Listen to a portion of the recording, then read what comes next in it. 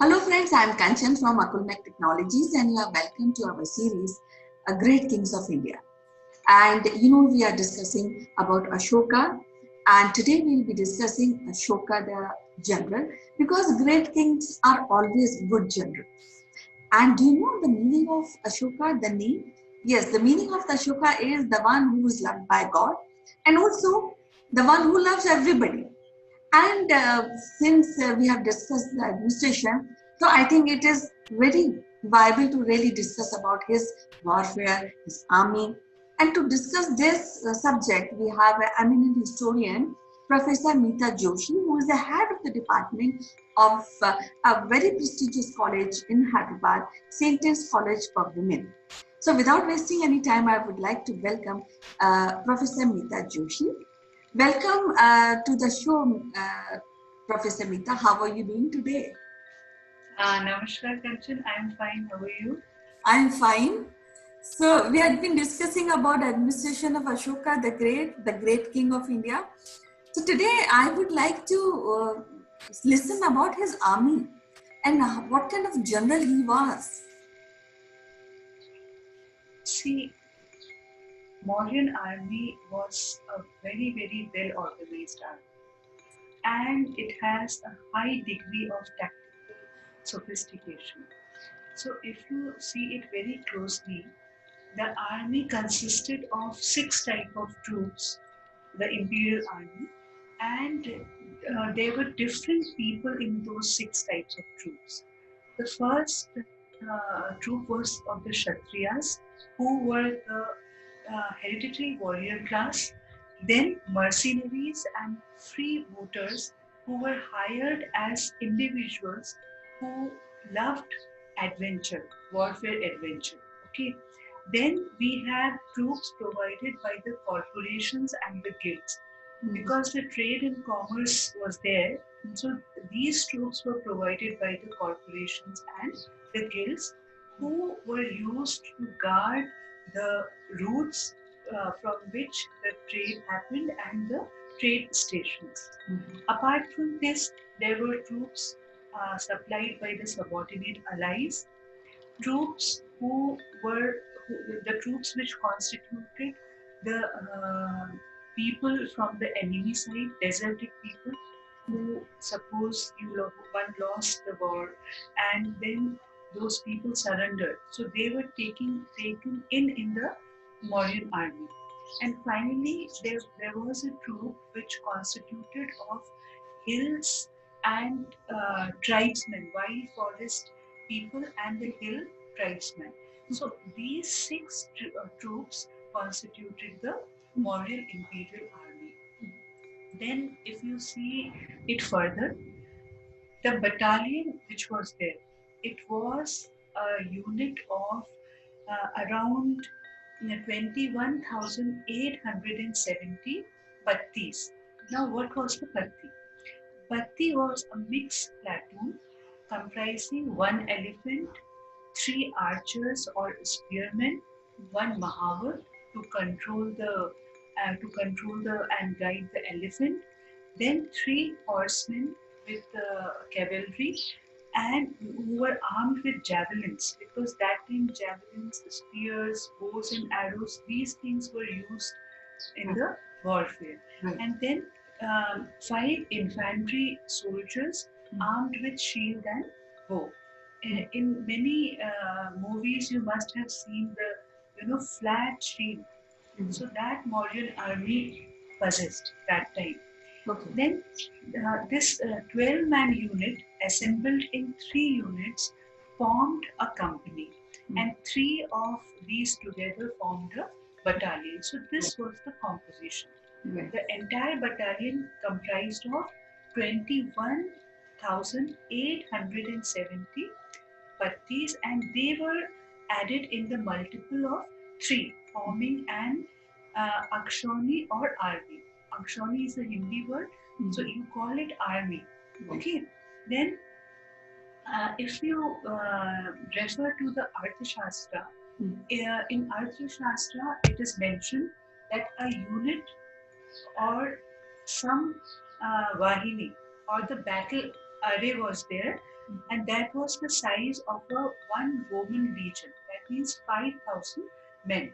So Okay. that was the face of the army, Okay. who were in the a front area, Mhm. who were in the front end. Right. So these battle arrays were the 5,000 men.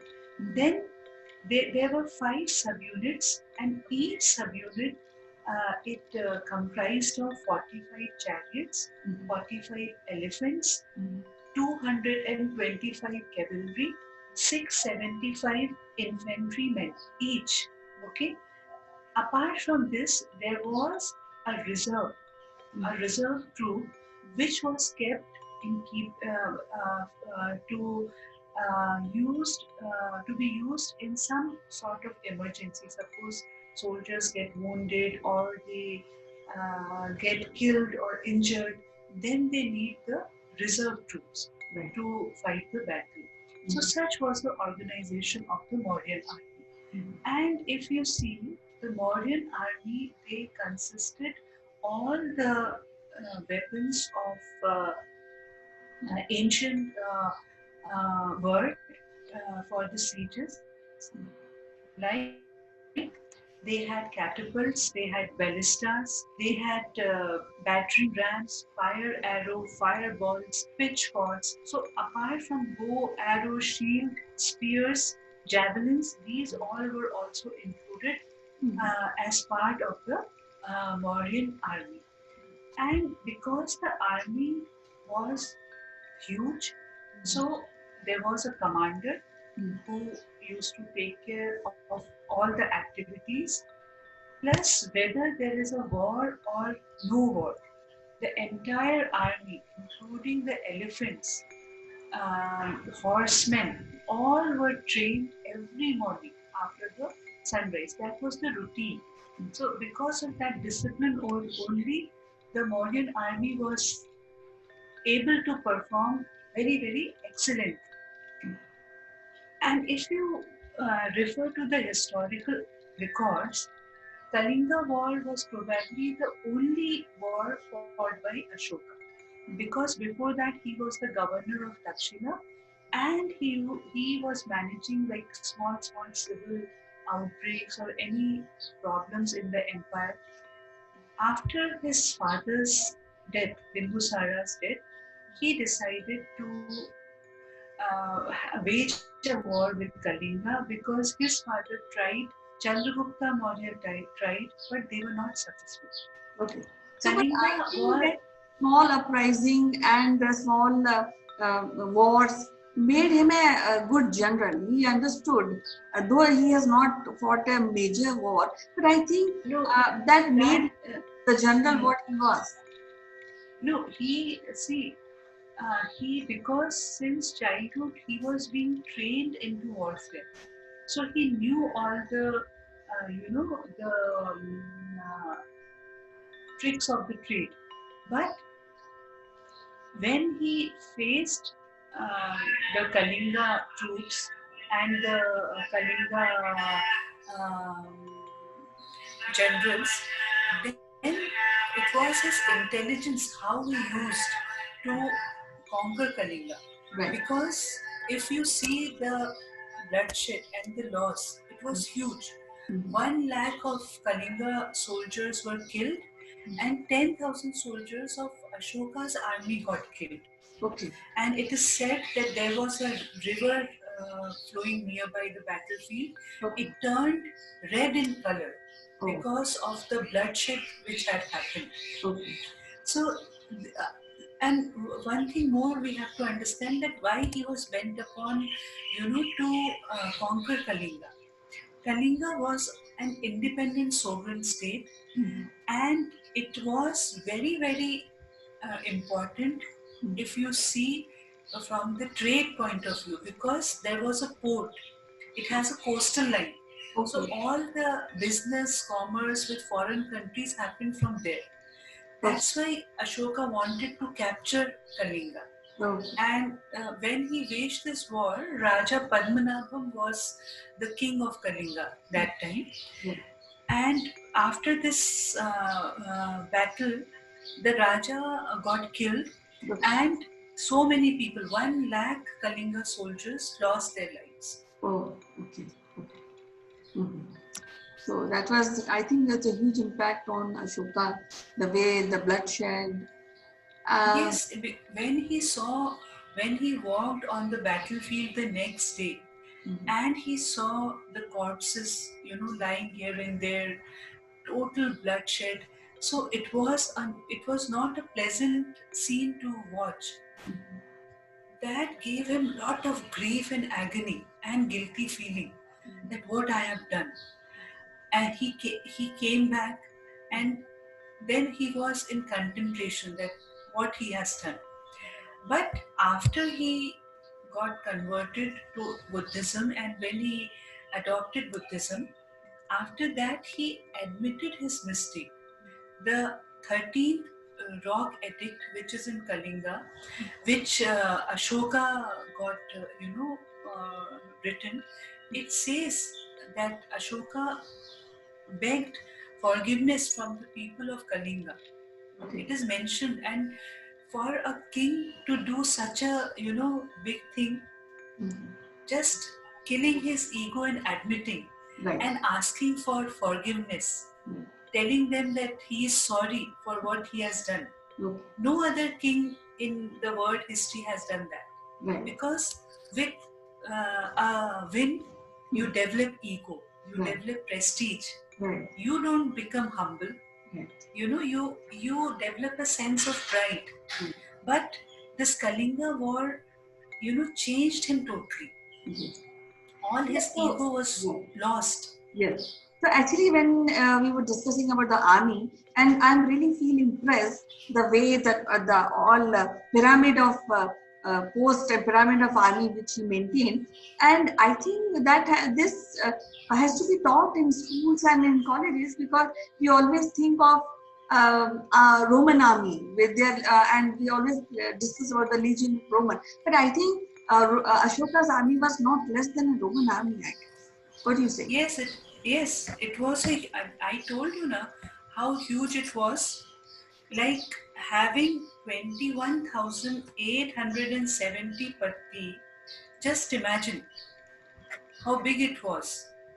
Yeah, and then It was huge. yes, it was huge, and then also having elephant. So elephant is like a major tank in Can our you earlier days. can you believe, Kanchan? He had 9,000 elephants in his army. Oh, 9,000 elephants. okay. It's a huge number. Yeah, And elephant, well trained, army well ready. trained. Yes, Yes, each elephant had a mahavar. right. Each elephant had a mahavar. So that way it was a very well organized army. Yes. Very well organized. Yeah. So when we think about army with elephant, they always remind me Alexander's soldier when they first time saw elephant, they ran off. So I think elephant Because plays. it was a new thing for them. Yeah, it is a new thing for them, and I think elephant plays a major role. I used to play a major role in ancient See, warfare. when one elephant walks in the battlefield, below his feet, many soldiers got killed. Because elephant will be, the size, the weight, the enormity. So it is what I feel is, after seeing so many elephants in the war field, the army will lose their hearts. That how we are going to wage a war. Yeah, I think we have discussed about Ashoka's army, and along with me, my viewers will be also impressed the capability of this great general who maintained a great army. And this is a subject which has to be really taught in schools and colleges. They should know and they should feel proud that the great Ashoka had such a huge, well-maintained army, and that too in peacetime also he maintained that army to safeguard Yes. the borders, so that no other king just think had a second thought that they can attack Ashoka Empire. Yes. Yeah, so it was really nice, and it's new points, new things we have learned today about Ashokas. So it was lovely talking to you, Neeta ji, and we'll discuss other aspect of Ashoka or Mauryan Empire in our next episode. Till then, bye bye, take care. Definitely, definitely. Thank you.